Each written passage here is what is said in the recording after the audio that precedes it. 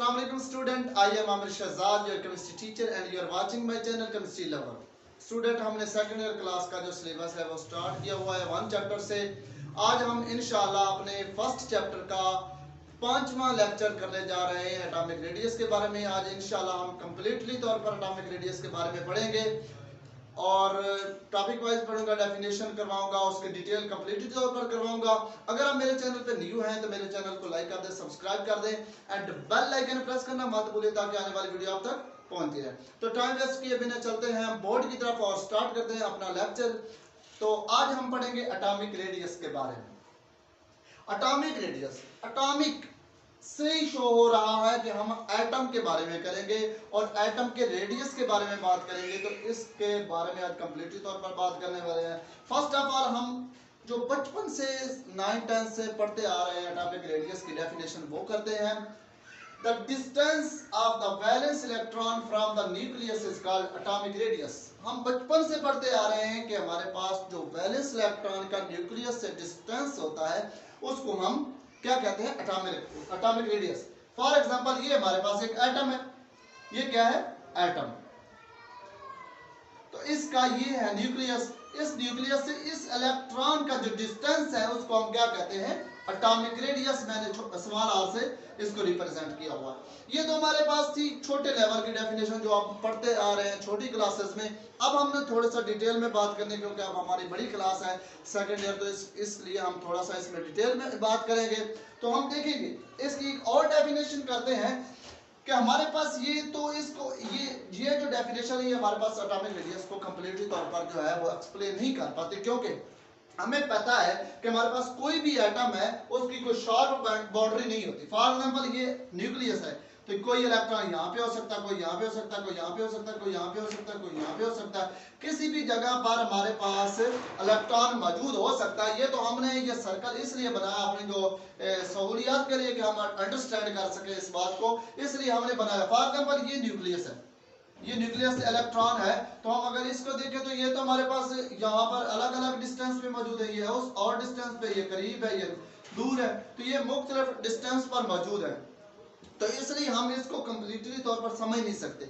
इसलिए हमने एक नेक्स्ट एंड एक और डेफिनेशन की, एक मतलब मॉडर्न डेफिनेशन है जिसके जरिए हम एटॉमिक रेडियस को कंप्लीटली तौर पर समझ सकते हैं। For example next definition is the half of the distance between the adjacent nucleus when the two same nucleus are covalently bonded। जब हमारे पास दो एटम्स, ये है वन एटम है, टू एटम, जब दो एटम एक साथ बॉन्डेड होंगे कोवलेंटली तौर पर और उनके डिस्टेंस जो है, उनके न्यूक्लियस के दरमियान डिस्टेंस। तो स्टूडेंट्स हमारे पास दो एटम है, ये फॉर एग्जांपल एक कार्बन का ये एटम है, ये एटम है, उनके दो न्यूक्लियस हैं, ये एक न्यूक्लियस है, ये सेकंड न्यूक्लियस है, और इनके दरमियान जो डिस्टेंस है इसकी बेस पर भी हम एटॉमिक रेडियस को फाइंड आउट कर सकते हैं। फॉर एग्जांपल ये हमारे पास डिस्टेंस है इसका और इसके दरमियान ये जो है डिस्टेंस है, ये कंप्लीटली तौर पर हम इनको यहाँ से ये हाफ डिस्टेंस जो है वो हमारे पास क्या है, एटॉमिक रेडियस, ये हाफ डिस्टेंस। फॉर एग्जाम्पल हम इधर एग्जाम्पल में शो करवाते हैं, आपको एग्जाम्पल में बताता हूँ। फॉर एग्जाम्पल ये कार्बन के टू एटम्स है, ये कार्बन 1 एंड कार्बन 2, ये टू एटम्स है, इनके न्यूक्लियस के दरमियान जो डिस्टेंस है वो 154 है। तो हमें पता है कि हमारे पास हाफ ऑफ डिस्टेंस है, जो हाफ ऑफ डिस्टेंस है उसको हम क्या कहते हैं, एटॉमिक रेडियस। तो हमने फार्मूला बना लिया, the atomic radius is equal to r/2। r क्या है हमारे पास, एटॉमिक रेडियस, और 2 क्या है, हम उसको 2 पे डिवाइड कर रहे हैं क्योंकि हमारे पास दो न्यूक्लियस हैं, तो उनको 2 पे डिवाइड करेंगे तो हमारे पास उसका आंसर आ जाएगा। फॉर एग्जांपल ये हमारे पास 2 कार्बन के जो है एटम्स है, उनके न्यूक्लियस के दरमियान डिस्टेंस है 154, उसको हम 2 पे डिवाइड करेंगे तो हमारे पास क्या आंसर आएगा, 77 पीएम आगे लगा हुआ है, पिकोमीटर। ये हमारे पास एक ऐसा इसका यूनिट है, एटॉमिक रेडियस का यूनिट है। उसके बाद अगर हम देखें कि हमारे पास जो एटॉमिक रेडियस है इसकी मेजरमेंट किस तरह से हम कर सकते हैं, इसकी स्टडी हम किस लेवल पे आके कर सकते हैं कि हमारे पास कोई भी चीज है, हमने कोई पीरियोडिक टेबल है तो उसकी स्टडी की है, कोई भी एटम है उसकी स्टडी की है, उसका न्यूक्लियस उसकी स्टडी की है, तो हम इसकी भी स्टडी कर रहे हैं। फॉर एग्जांपल हम कोई भी सॉल्वेंट को फाइंड करना हो, सॉल्वेंट की चेक आउट करना हो, तो हम क्या करते हैं, सॉल्वेंट एक्सट्रैक्शन मेथड यूज करते हैं। इसी तरह हम अगर एटॉमिक रेडियस को फाइंड आउट करें तो इसके लिए हम यूज करते हैं by the X-rays and spectroscopy. हम इसके लिए स्पेक्ट्रोस्कोपी का मेथड यूज करते हैं या एक्स रेज का मेथड यूज करते हैं, किसके लिए, एटॉमिक रेडियस को फाइंड आउट करने के लिए। अगर हम इसके यूनिट की बात करें तो हमारे पास इसका यूनिट पिकोमीटर भी हो सकता है, नैनोमीटर भी हो सकता है, एम्पियर भी हो सकता है। हमें पता है कि हमारे पास पिकोमीटर किसके इक्वल होता है, 10 rays power -12, 10 rays power -12, and हमारे पास नैनोमीटर किसके इक्वल होता है, 10 रेज़ पावर -9, एंड एम्पियर किसके इक्वल होता है, 10 रेज़ -10 मीटर इसके इक्वल होता है। तो हमारे पास यूनिट के बारे में हम बात कर चुके हैं, मेजरमेंट्स के बारे में हम बात कर चुके हैं, एग्जांपल भी, डेफिनेशन भी। आगे हम देखते हैं जो हमारे पास मेन चीज है, ट्रेंड इन पीरियोडिक टेबल। हमारे पास जो एटॉमिक रेडियस है इसका पीरियोडिक टेबल में क्या ट्रेंड है। पीरियोडिक टेबल में हमारे पास क्या मौजूद होते हैं, ग्रुप्स होते हैं या पीरियड्स होते हैं। तो हम देखेंगे ग्रुप में क्या ये कर रहा है, एटॉमिक रेडियस का क्या एक्सप्लेनेशन है, एंड हमारे पास पीरियड में क्या एक्सप्लेनेशन है। तो आइए देखते हैं। फर्स्ट ऑफ ऑल हम डिस्कस करेंगे अलोंग द पीरियड्स। हमारे पास जो एटॉमिक रेडियस है ये इंक्रीज होता है या डिक्रीज होता है, पीरियड में क्या होता है इसके बारे में तो हम कंप्लीट डिस्कस कर रहे हैं। Atomic radius decrease left to right in the period because the nuclear charge is increase. हमारे पास जो पीरियड्स होते हैं उसमें हमारे पास जो है एटॉमिक रेडियस वो डिक्रीज हो रहा है। क्यों? क्योंकि हमारे पास न्यूक्लियर चार्ज इंक्रीज हो रहा है। फॉर एग्जांपल ये देखें, ये एक बात है कि हमारे पास जो एटॉमिक रेडियस है ये ऐसे मतलब थोड़ा नॉर्मली पॉइंट से हमारे पास डिक्रीज होता है, कंप्लीटली तौर पर डिक्रीज नहीं होता। ये फॉर एग्जांपल पहला एटम है, इसमें नंबर ऑफ सेल सेम रहते हैं, तो हमारे पास में जो शेल है वो मतलब इंक्रीज नहीं होते, बट इसका जो साइज है वो कम होता जा रहा है। क्यों? ड्यू टू द हमारे पास न्यूक्लियर चार्ज। ये हमारे पास फॉर एग्जांपल इसके ऊपर +2 है, इसके ऊपर +3 हो जाएगा, +4, +5, +6, +7, क्योंकि हमारे पास न्यूक्लियर चार्ज इंक्रीज हो रहा है, नंबर ऑफ प्रोटॉन इंक्रीज हो रहा है, एटॉमिक नंबर इंक्रीज हो रहा है, सो हमारे पास इसका जो है साइज वो कम होता जा रहा है। और अगर हम देखें ट्रेंड इन ग्रुप्स, हमारे पास ग्रुप में क्या है, ग्रुप में atomic radius increase in group from the top to bottom because the shell and shielding effect is increase। हमारे पास ग्रुप में एटॉमिक रेडियस क्या होता है, ये हमारे पास इंक्रीज होता है। क्यों? Due to the shell, due to the increase in number of shell. हमारे पास जो नंबर ऑफ शेल है वो इंक्रीज होते हैं। और दूसरा हमारे पास कौन सा इफेक्ट है, शील्डिंग इफेक्ट का।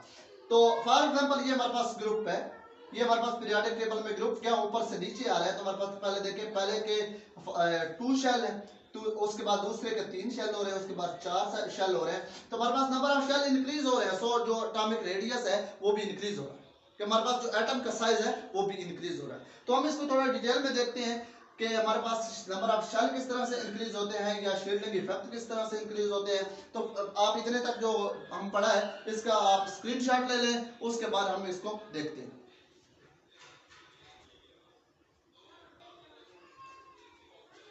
स्टूडेंट्स, हमने कहा कि ग्रुप में जो हमारे पास एटॉमिक रेडियस होता है वो इंक्रीज होता है। इसकी 2 रीजन है, एक तो नंबर ऑफ शेल इंक्रीज होते हैं और दूसरा शील्डिंग इफेक्ट। आप बचपन से पढ़ते आ रहे हो 9th 10th की क्लास से कि हमारे पास शील्डिंग इफेक्ट क्या होता है। शील्डिंग इफेक्ट हमारे पास होता है कि हमारे पास कोई भी अगर एटम है, ये एटम है, इसमें अगर ये कोई उसका न्यूक्लियस है, तो हमारे पास अगर इसमें शेल है, ये 1 ये 2, अगर हमारे पास इसमें एक इलेक्ट्रॉन मौजूद है, इसमें 2 इलेक्ट्रॉन्स हैं, ये इसमें या 4 इलेक्ट्रॉन्स हैं, इसमें हमारे पास 3 इलेक्ट्रॉन्स हैं, तो हमारे पास क्या होता है, इस न्यूक्लियस की इस इलेक्ट्रॉन के आउटर मोस्ट इलेक्ट्रॉन पे जो अट्रैक्शन है वो कम कर देते हैं। कौन से इलेक्ट्रॉन? ये जो इंटरमीडिएट इलेक्ट्रॉन्स होते हैं वो इसको कम कर देते हैं, इसके अट्रैक्शन को कम कर देते हैं किसके ऊपर, आउटर मोस्ट इलेक्ट्रॉन के ऊपर। तो हम इसको क्या कहते हैं, इस फैक्टर को कहते हैं शील्डिंग इफेक्ट।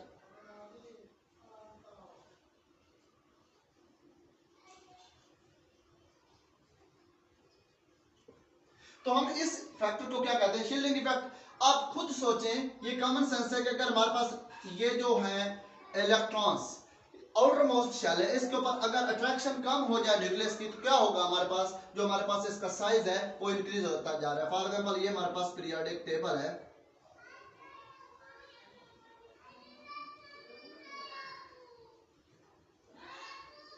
ये फॉर एग्जांपल हमारे पास पीरियोडिक टेबल है, हम ग्रुप ऊपर से नीचे ग्रुप में आते हैं तो हमारे पास क्या होगा कि हमारे पास फॉर एग्जांपल फर्स्ट का छोटा सा साइज है तो दूसरे का उससे बड़ा होगा, नंबर ऑफ शेल भी इंक्रीज होते हैं, उसका उससे बड़ा होगा साइज और उसका उससे एंड वाले का उससे सबसे बड़ा होगा। हमारे पास जो नंबर शेल है वो भी इंक्रीज हो रहा है और शील्डिंग इफेक्ट भी इंक्रीज हो रहा है। इसकी वजह से हमारे पास क्या होता है कि हमारे पास जो है इसका साइज इंक्रीज होता जा रहा है। दूसरा हम कह रहे हैं कि हमारे पास फैक्टर कौन सा है, नंबर ऑफ शेल इंक्रीज।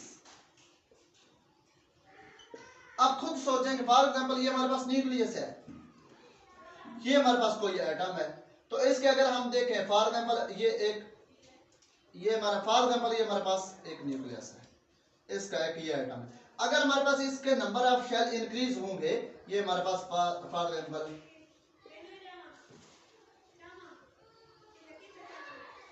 अगर नंबर ऑफ शेल इंक्रीज होते हैं, ये कॉमन सेंस है कि इसके जो साइज है वो भी इंक्रीज हो रहा है, तो हमारे पास इसमें जो है न्यूक्लियर चार्ज वो रिमेन सेम रहता है, बट हमारे पास उसके नंबर ऑफ शेल इंक्रीज होते हैं, हमारे पास नंबर ऑफ इलेक्ट्रॉन्स इंक्रीज होते हैं और हमारे पास शील्डिंग इफेक्ट इंक्रीज होता है। इसलिए हम कहते हैं कि हमारे पास जो in the group atomic radius increase in group from the top to bottom because the shell and shielding effect is increase।